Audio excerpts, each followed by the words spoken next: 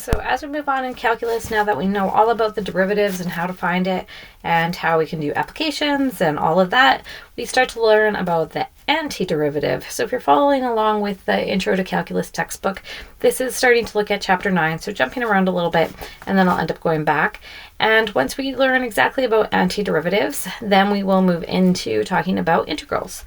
So starting with our first bit here, just simply putting my definition of an antiderivative is you're going to take the antiderivative and get back to the original function.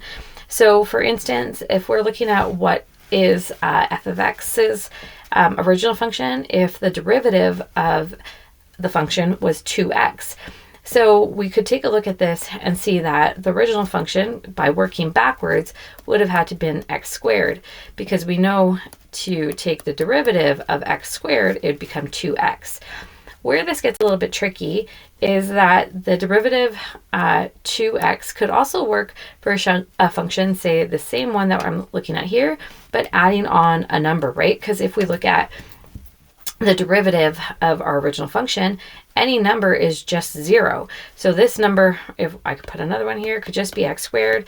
This function could have been x squared plus 10. It really could have been anything. So instead of saying it's just one of these, we simply say that your function f of x will be x squared, that antiderivative, plus c, meaning it's going to be any constant that we can have. So moving on, and let this come up. When we're looking at antiderivatives, there is a bunch. So for instance, if your original function was going to be 0, then your antiderivative would be 1. If we had 1, then we would have had an x, and we can keep going. Now there's a few more that we can take a look at. This is the main one we'll focus on today. And as we move on, we'll be using some of these other ones, especially once we start to look at some more of the trig in calculus. But this is the main one that's highlighted that we'll take a look at. So that is the most general antiderivative. So you take 1 over n plus 1, and then you multiply it by x times n plus 1, where n is that exponent, and then you add on c because it's the most general. We can't solve for c yet until we have more information. So if I take a look at this first example, finding the most general antiderivative, I would take a look at my function f of x would equal 3x squared plus 1 divided by 2 plus 1, right? Our exponent is our n. Then we would have, just keep going, 4 times x to the 1 plus 1 over 1 plus 1, and then plus 2. Here we're going to add in an x to the power of 0 because that would have just been 1, which would give us 2. But we're going to have to add 1 still, so then we would have 0 plus 1. So if we simplified this so far, we'd have 3 times x cubed over 3 minus 4 times x squared over 2 plus 2 times x all over 1, so we don't have to write anything there. And then, of course, we still have plus c, which I'm forgetting to add in because our constant could have been any other number. And then we can simplify this a little further because we see things cancel or reduce. So our original function before you took the derivative is x cubed minus 2x squared plus 2x plus c.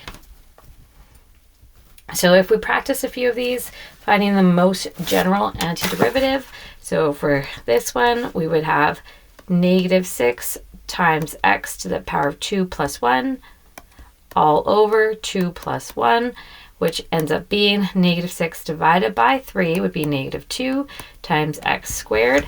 And then this one over here, we have 2 divided by the root of x. So before we take the antiderivative, let's just rewrite this as 2 to the power of x, times x to the power of negative 1/2. Now we're still going to do the same thing. So now that we want the antiderivative, we're going to have 2 times x to the negative half plus 1 over negative half plus 1. So when we simplify this and add your fractions, you end up having, and of course I'm still forgetting, this will be plus c, and then here plus c, go away, Nope, doesn't want to. Okay, plus c. And then this ends up simplifying. So once we simplify that, it would be 2 divided by positive a half, which is 4. And then x to the power of negative a half plus 1 ends up being positive a half. So this is 4 times the root of x plus c. So finding the antiderivative is not that bad, just remembering that simple formula. Now, if we have a few more questions to do here, like what we're seeing, what we can do is expand first and then apply the antiderivative formula that we've been using. So here we'll expand this out. So this ends up being x squared minus 4, because this would have just been a difference of squares. So when we go to take our antiderivative, we'll have x to the power of 2 plus 1, which is 3, divided by 3, minus 4 to the power of x, and it would be 0 plus 1 divided by 1, plus c. So we could just make this 1 over 3 in front, or keep it divided by 3. It's still the same thing. Our next one, same idea. We want to expand this out. So we'd have 1 minus 3x times 1 minus 3x. Using FOIL and collecting like terms, this would end up being 1 minus 6x plus 9x squared. Now, if we take that antiderivative, the antiderivative of 1 is x, minus, we'd have 6 times x to the power of 1 plus 1, which is 2, divided by 2, plus we'd have 9 times x to the power of 2 plus 1, which is 3, divided by 3, plus c. Simplifying just a little further, x minus 3x squared plus 3x cubed plus c. So just using that antiderivative over and over again. Now, from this other part, what we can do, if we have a function and then they do give us an initial condition, we can now find that c value. So for this one, if I have f prime, so my derivative equals 6x squared, and I want to find the original function, I'm still doing the same thing. So I take a look and say, okay, my function of x will equal 6 times x to the power of 3 divided by 3 plus c. So I can simplify this a bit. So f times x, or f of x, is 2x cubed plus c. Now they're telling me that if I plug in 0, my result will be 0. So I know plugging this in, I'm getting 0 equals 2 times 0 to the power of 3 plus c. So once we expand this out, we will see that our c value equals 0. So our function, original function, is still going to be just what we've solved for, 2x cubed, and that's all we have because our plus c is the value of 0, so we don't need to add anything there. So that one's done. Now with this following one, we have the math is just a little bit more complicated, but still it's the same idea. So you have x minus 2 divided by x squared, and we want, again, the original function. So if I'm starting to apply that rule, I might want to rewrite my first one here just to be x minus 2 over x to the negative 2. That will make it a little bit easier. So I'll start doing the antiderivative. So I'll have x to the power of 1 plus 1, which is 2, divided by 2, minus 2 to the power of x, and then negative 2 plus 1 will be negative 1, divided by negative 1. And then we still have plus c.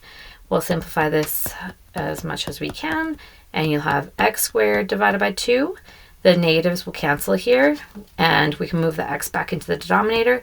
So plus 2 over x plus c. Now we have that information that when you plug 2 into your original function, the answer is 9. So let's go ahead and plug 2 in and replace 9 into as well. So you'll have 9 over x squared divided by 2 plus 2 squared. I'm replacing plus 2 divided by 2 plus c, and then we want to solve for c. So we'll find out once we expand and move things over that c will end up equaling 6. So our original function getting a little bit messy here, is going to be x squared divided by 2 plus 2 over x plus 6. And then there's one more here, just going through finding the original function. So if we did need that practice for one more, if we have the derivative, we want to find the antiderivative. So we'll have 4x will equal, f of x will equal 4 times x to the power of 2 divided by 2 minus x plus c. Then we're given that information, so we'll have 20 equals 4 times 3 squared divided by 2 plus, not plus, that's subtract, minus 3 plus c. And then getting c alone, we'll find that out that c will equal 5.